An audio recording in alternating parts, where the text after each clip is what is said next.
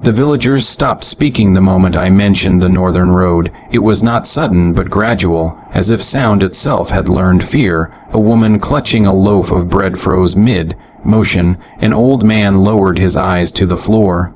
Even the fire in the hearth seemed to shrink. I repeated my question, slower this time. No one answered. Instead, they crossed themselves. The innkeeper finally leaned close and whispered, "No travelers go that way. Not today. Not ever. It is spring." I replied, gesturing toward the calendar pinned on the wall. "The road is open." He shook his head. "The calendar lies." Snow began to fall outside. I left before dawn, pride louder than caution. The Count's castle awaited me beyond the forest, and I refused to arrive late like a frightened child.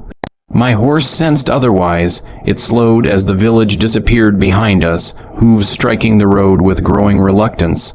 The sky darkened far too quickly. Clouds rolled overhead like bruises spreading across flesh. Snow thickened, coating the path, swallowing it inch by inch. Soon, the road vanished entirely, replaced by a narrow trail winding into the forest. Then came the howls. They echoed from every direction. Long, hollow cries that did not sound like hunger, but anticipation. My horse reared, nearly throwing me. I dismounted, gripping the reins as its breath steamed wildly in the cold air. That was when I saw the chapel.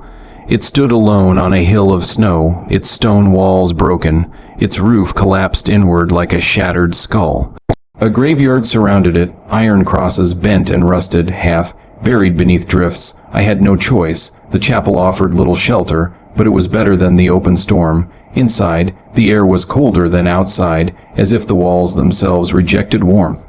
My breath fogged instantly. At the center of the chapel lay a tomb. Its stone lid was cracked, pushed aside from within. I should have fled then. Instead, I stepped closer. Inside the tomb lay a woman. She was beautiful in a way that felt wrong. Her skin pale but unblemished, her lips full and red, her dark hair spread across the stone like spilled ink. Snow had gathered around her, yet it did not touch her face. She looked asleep, alive. I felt an unbearable pull toward her, as though something inside me recognized her before my mind could protest. My heart pounded, my hands trembled, the wind screamed through the chapel. Blue flames flickered to life across the graveyard, dancing above the snow like ghostly candles. The howls returned, closer now. I turned and saw wolves encircling the ruins, their eyes glowing with unnatural intelligence. Behind me, the woman moved. Her eyes opened slowly, revealing darkness deeper than night. Her lips parted in a smile that promised comfort and death in equal measure. "Come closer," she whispered, not aloud, but inside my skull. I tried to run. My legs collapsed beneath me. Her hand emerged from the tomb, fingers pale and graceful, reaching toward my throat. I felt warmth leave my body, fear flooding every vein. Snow beneath me darkened.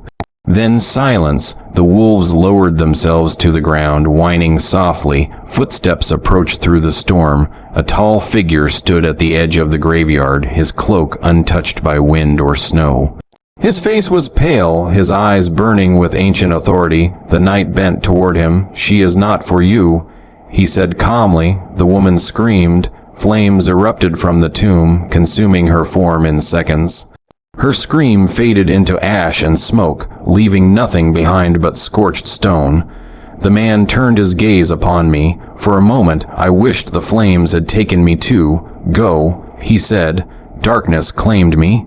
I awoke to daylight and voices. Soldiers stood around the ruined chapel, their expressions uneasy. They spoke of finding me half frozen, of a nobleman who had sent them to retrieve me before the storm swallowed the road.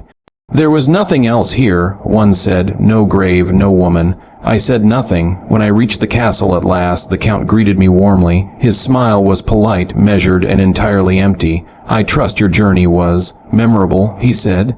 I could not answer. That night, as wolves howled beneath my window, I understood the truth. I had not been saved out of kindness. I had been spared for a reason, and I was no longer merely a guest. I was bound.